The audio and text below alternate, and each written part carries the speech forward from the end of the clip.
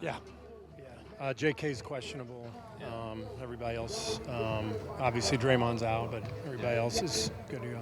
Minute-wise, do you plan to kind of eke them up A little bit, yeah. Probably 20 or so.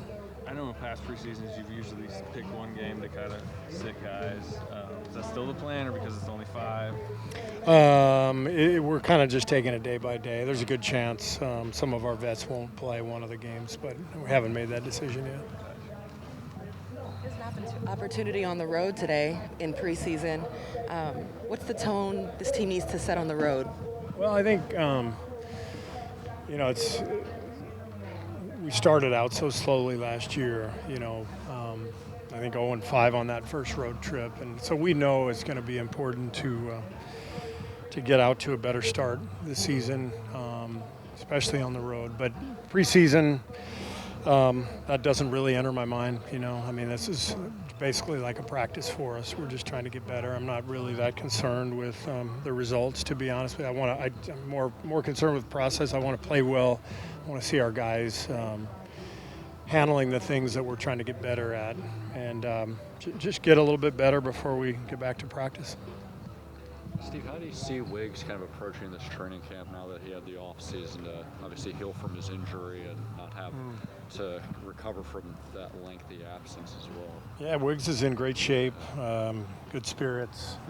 He's a guy who, until last year, hardly ever missed a game in his career. So last year, obviously, there were a lot of circumstances that made it a difficult time for him.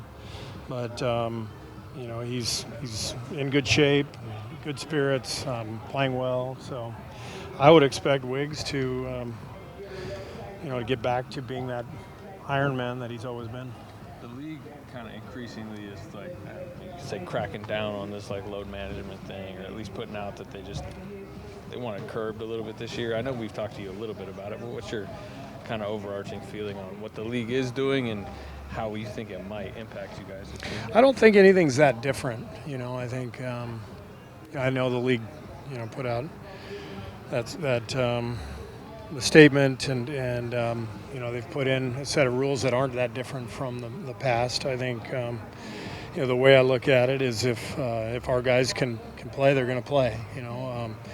If they're banged up, then we gotta sit them, and we'll do everything we can to follow the league's protocol, and at the same time, keep our guys healthy. I know there have been points in the schedule in the past where you guys are like, even before the season, are like, yeah, that's pretty much probably going to be a rest day for some of the main guys. Do you have to not do that this year and just go kind of as you get closer to it? I think the main thing is just take it day by day. Even in the past, when we've sort of circled dates that might be a time where somebody's worn down because of the schedule, it all changes based on circumstances. So all of that stuff is just speculative. So we just take it day by day, see where guys are, and make decisions accordingly. Steve, have you and Steph ever had a conversation about why he pronounces his name the way that he does versus yours? That's a great question. And no, the answer is no. I've never asked him that. Okay, how about this connection then? He was voted tops for moving without the ball.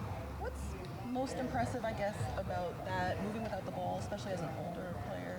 I think what's most impressive in that regard is that he's also a brilliant pick and roll player. And there's just so few players who have ever been so good at both. Most guys are one or the other, on ball dominant, or, Reggie Miller type come off screens, Klay Thompson, and Steph's both. And that's what makes him unique.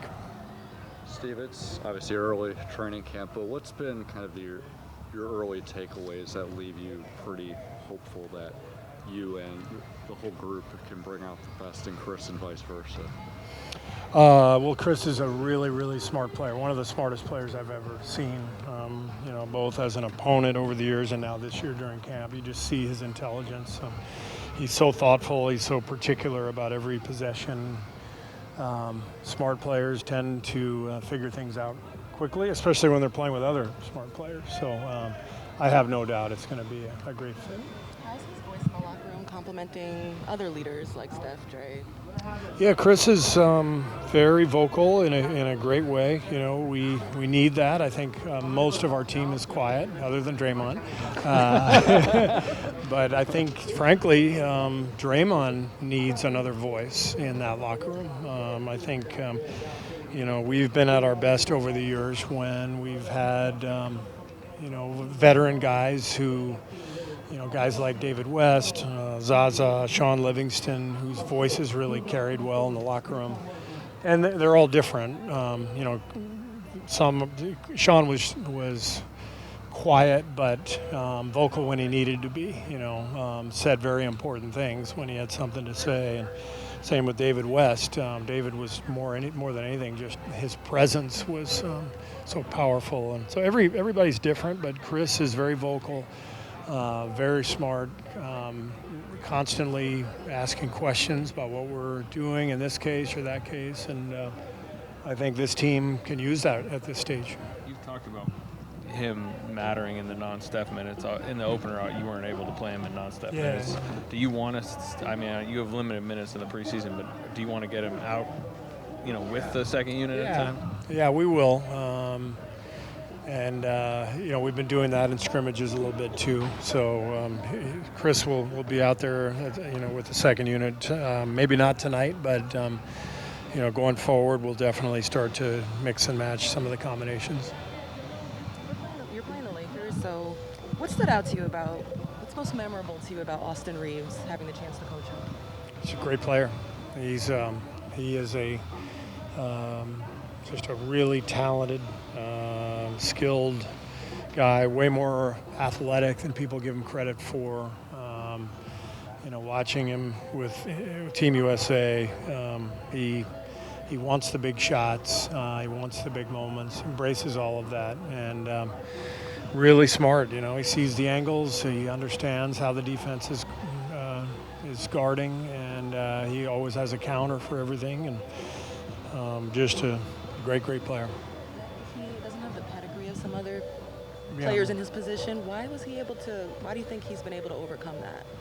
Well, he's skilled and talented. So, I mean, I don't know that the question is why he's been able to overcome it as much as why did 30 teams pass on him in the draft, you know. And it shows you how hard this is. We got a lot of smart people all across the league.